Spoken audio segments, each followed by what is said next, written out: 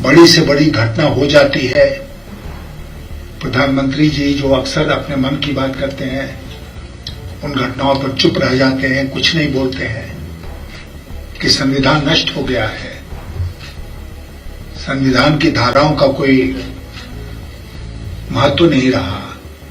अगर मुझे इस देश का राष्ट्रपति चुन लिया जाता है तो मैं क्या करूंगा?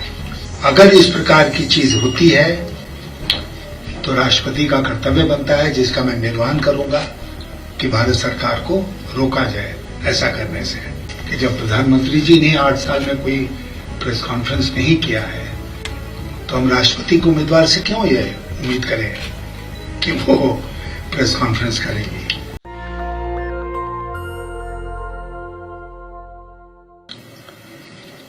इस बार परिस्थिति कुछ विशेष है।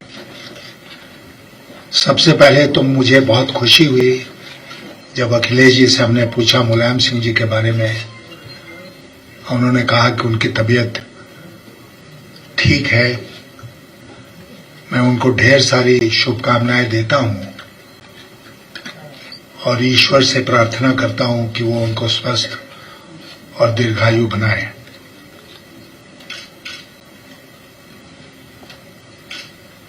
उसी प्रकार जयंत जी, इनके पिताजी के साथ बहुत दिनों तक हमने काम किया था, बहुत मित्र थे। एक घटना आपको बताता हूं ऐसी थोड़े हल्के ढंग से कि 1989 में, जो आप में से बूढ़े लोग हैं उनको याद होगा कि मैं राष्ट्रपति भवन से वापस आ गया था। शपथ हमने नहीं ली थी क्योंकि वहां पहुंचने पर पता चला कि हमें राज्य मंत्री का शपथ दिलाया जा रहा है। तो मैं वापस मुड़ा। तो जब वापस मुड़ा तो सबसे पहले कौन वहां पर मिला? अजीत सिंह जी। वो अपनी पत्नी के साथ जा रहे थे और हमको लगता है कि शपथ लेने वालों में वो अंतिम व्यक्ति थे जो जल्दी जल्दी जा रहे थे राष्ट्रपति भवन के उस हॉल में। उन्होंने हमसे पूछा, यशवंत क्या हुआ? तो मैंने कहा मैं बाद में बताऊंगा, अभी तो आप जाके शपथ लीजिए। तो अजीत सिंह जी से, जैसे मुलायम सिंह जी से, बहुत उनके साथ नजदीक से काम करने का मौका मिला, जिसके लिए मैं अपने को बहुत सौभाग्यशाली समझता हूं। ये शहर एक तरह से अटल जी का रहा है। अटल जी ने लखनऊ को ही चुना था अपने लोकसभा निर्वाचन क्षेत्र के रूप में, और आप सब जानते हैं कि अटल जी की सरकार में उनके साथ बहुत नजदीक से काम करने का मौका मिला। जब मैं देखता हूं कि अटल जी की पार्टी कहां से कहां पहुंच गई, उसके बारे में आगे चर्चा करेंगे। इस बार का राष्ट्रपति चुनाव कुछ असाधारण परिस्थिति में हो रहा है। ऐसा राष्ट्रपति का चुनाव तो कई बार हुआ है, लेकिन इस बार परिस्थितियां बहुत असाधारण हैं। और असाधारण इसलिए है कि हम देख रहे हैं कि हमारा पूरा समाज जो है वो अशांत हो गया है। ऐसा लगता है जैसे वो 2-3 भागों में बंट गया है। ऐसा लगता है कि आपस में जो बातचीत होती थी, जो डायलॉग चलता था, वो समाप्त हो गया है। कहीं कोई किसी को समझाने की स्थिति में नहीं है। बड़ी से बड़ी घटना हो जाती है, प्रधानमंत्री जी जो अक्सर अपने मन की बात करते हैं उन घटनाओं पर चुप रह जाते हैं, कुछ नहीं बोलते हैं। हम लोग ऐसा महसूस करते हैं कि देश का प्रधानमंत्री अगर इन सब घटनाओं पर बोले, अपनी बात रखे, तो उसका असर पड़ेगा मामले को शांत करने में। लेकिन पता नहीं क्या बात है कि इस पर वो कुछ बोलते ही नहीं है। और जैसा मैंने कहा, एक अशांत और असाधारण परिस्थिति हमारे देश में पैदा हो गई है। इसका कारण और नतीजा क्या हुआ है? इसका नतीजा ये हुआ है कि संविधान जो है उसकी मर्यादा खत्म हो गई। संविधान के मूल्यों की रक्षा आज नहीं हो रही है, बल्कि सरकारी पार्टी के द्वारा और सरकार के द्वारा उन मूल्यों की अवहेलना की जा रही है, प्रायः नित्य प्रतिदिन। और अगर ऐसा चलता रहा तो एक दिन हम पाएंगे कि संविधान नष्ट हो गया है, संविधान की धाराओं का कोई महत्व नहीं रहा, और जो नागरिक है इस देश का वो कहीं भी किसी फोरम पर इंसाफ के लिए नहीं जा सकता है। A society without recourse. लोग किसके पास जाते हैं? अपने प्रतिनिधि के पास, अपने क्षेत्र के जो राजनीति में काम करते हैं ऐसे लोगों के पास। किसके पास जाते हैं? मंत्रियों के पास जाते हैं। किसके पास जाते हैं? जब वहां से भी न्याय नहीं मिलता है तो कोर्ट की शरण लेते हैं। आज कहीं पर भी ऐसा लगता है कि इंसाफ नहीं मिल रहा है, और मैं जिम्मेदारी के साथ इस बात को कुछ अफसोस के साथ कह रहा हूं। धारा 370 का मामला 2019 में सुप्रीम कोर्ट में गया। आज 2022 है, उसकी सुनवाई कब होगी ये किसी को नहीं पता है। सीएए का कानून आया, उसके खिलाफ लोग कोर्ट में गए, दूर दूर तक कब सुनवाई होगी पता नहीं है।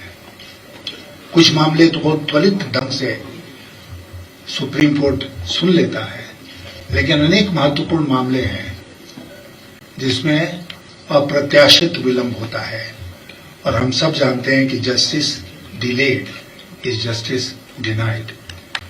तो इंसाफ नहीं मिल रहा है समाज में।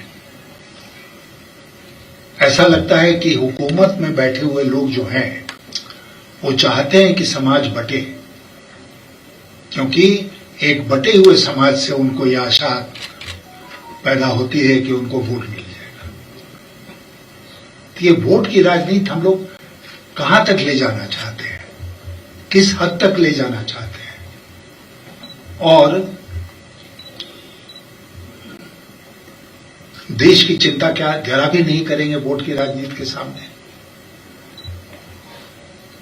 तो जब मैं आपसे कह रहा था कि राष्ट्रपति का चुनाव बहुत असाधारण परिस्थिति में हो रहा है, तो मेरा मतलब यही था कि जो भी व्यक्ति, और दो ही व्यक्ति हैं आमने सामने, जो भी व्यक्ति राष्ट्रपति भवन में जाएगा उसको मोर देन एवर अपने कर्तव्यों का निर्वहन करना पड़ेगा। संविधान में राष्ट्रपति के जो कर्तव्य हैं उसका निर्वहन करना पड़ेगा। हम सब जानते हैं कि the president of India is suppose to function on the aid and advice of the council of ministers, लेकिन उसके पास और बहुत सारी शक्तियां हैं जो उस पद की गरिमा से उसको मिलती है। और समय समय पर हमने देखा है कि हमारे देश में ऐसे राष्ट्रपति बने हैं जिन्होंने उसका इस्तेमाल किया है सरकार को परामर्श देने के लिए, सरकार को नियंत्रण में रखने के लिए। तो इसलिए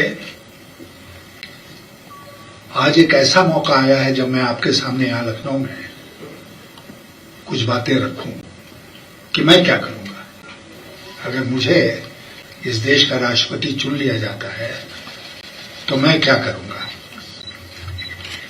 सबसे पहले तो मैं आपसे ये कहना चाहता हूं, अगर मैं राष्ट्रपति चुना जाता हूं तो I shall be answerable to the constitution and the constitution alone. संविधान के प्रति जवाबदेह होऊंगा, केवल संविधान के प्रति। और इसका यह मतलब नहीं हुआ कि जो भी प्रधानमंत्री है उसके साथ टकराव के रास्ते हम चल पड़े। नहीं, प्रधानमंत्री के साथ बैठकर बातचीत करके एक रास्ता निकाला जा सकता है, जैसे कई बार हुआ है पूर्व में। दूसरा कि मैं राष्ट्रपति भवन में कॉन्स्टिट्यूशन, संविधान के संरक्षक के रूप में काम करूंगा, कस्टोडियन ऑफ द कॉन्स्टिट्यूशन। अगर मेरे ध्यान में ये बात आती है कि भारत की सरकार कुछ ऐसा कर रही है जिससे कि प्रजातंत्र का हनन हो रहा है, नुकसान हो रहा है, जैसे चुनी हुई प्रदेश की सरकारों को गिराना, चुनी हुई सरकारों को गिराना। अभी हमने देखा महाराष्ट्र में क्या हुआ, उसके पहले हमने देखा था कर्नाटक में क्या हुआ, मध्य प्रदेश में क्या हुआ, गोवा, मेघालय, कई राज्यों में चुनी हुई सरकारों को गिराने का काम किया गया। और वो नहीं है कि अचानक लोगों को बुद्धि आ गई। महाराष्ट्र में जो शिवसेना के विधायक थे, 2.5 साल के बाद अचानक बोधि ट्री के नीचे बैठे और उनको ज्ञान उनके मन में प्रस्फुटित हो गया। ऐसा नहीं हुआ। हम सब जानते हैं कि क्या खेल हुआ। तो अगर इस प्रकार की चीज होती है तो राष्ट्रपति का कर्तव्य बनता है, जिसका मैं निर्वहन करूंगा, कि भारत सरकार को रोका जाए ऐसा करने से। फिर मैंने आपसे कहा कि जो सांप्रदायिक एक समाज का सांप्रदायिक ढंग से बंटवारा हो रहा है, कम्युनल पोलराइजेशन, उसको रोकने का प्रयास करूंगा। उसके अलावा मैं आपसे वादा करके जाना चाहता हूं यहां पर कि I shall defend the freedom of the press, freedom of speech and rights and freedoms guaranteed to the individual under the constitution. Press का क्या हाल है, न आपसे छिपा है, न हमसे छिपा है। और मैं इस मौके का फायदा उठा के निंदा करता हूं जुबैर की गिरफ्तारी का, जो बिल्कुल ही नाजायज है, और बाकी प्रेस के ऊपर भी जो आक्रमण हो रहा है देश के विभिन्न भागों में। और मैं हर जगह पूछता हूं कि भाई वो गई तो उन्होंने कोई पीसी किया, देश की जो स्थिति है उस पर उन्होंने कुछ बोला, आर्थिक स्थिति जो देश की है उसके बारे में उनके क्या ख्याल है, जो विदेश नीति है देश की उसके बारे में उनके क्या ख्याल हैं, और समाज में जो कुछ हो रहा है उसके बारे में उनके उद्गार क्या हैं। तो मैं अपनी शुभकामनाएं आपको देता हूं कि कल जब आपके शहर में आती हैं तो आपसे मुखातिब हों, ये मेरी शुभकामना भी है और आप उम्मीद भी है। लेकिन अगर सबसे सम्मिलित रूप से वो नहीं मिलती है, 1-2 लोगों से मिलती है, क्योंकि हम देखते हैं कि सरकार में जो संवाद है वो एक तरफा है। एक व्यक्ति बोलता है, सब लोग सुनते हैं कि जब प्रधानमंत्री जी ने 8 साल में कोई प्रेस कॉन्फ्रेंस नहीं किया है तो हम राष्ट्रपति के उम्मीदवार से क्यों ये उम्मीद करें कि वो प्रेस कॉन्फ्रेंस करेंगे। लेकिन अगर मुलाकात किसी की आपकी हो जाए बाय चांस, सम्मिलित रूप से या अलग अलग, तो उनसे पूछेगा कि ये 5-6 बिंदु हमने आपके सामने आज रखे, वो इन बिंदुओं के बारे में क्या सोचते हैं, क्या कहती हैं, क्या इस तरह का जो आपके सामने एक प्लेज हमने लिया है वो इस तरह का प्लेज लेने को तैयार है, क्या वो संविधान की रक्षा करने को तैयार है, या वो एक साइलेंट खामोश राष्ट्रपति बन के रह जाएंगे। भारत को आज के दिन खामोश राष्ट्रपति नहीं चाहिए। भारत को आज अपने विवेक का इस्तेमाल करने वाला राष्ट्रपति चाहिए। तो बहुत सारी बातें मैंने कह दी। नेशनल दस्तक की आपसे गुजारिश है कि अगर इसको बचाना चाहते हैं तो नेशनल दस्तक को सब्सक्राइब करने के लिए रेड कलर के सब्सक्राइब बटन को दबाएं, फिर बेल आइकन की घंटी दबाएं। नेशनल दस्तक को बचाने के लिए बहुत जरूरी है कि हर खबर को शेयर करें, लाइक करें, कमेंट जरूर करें।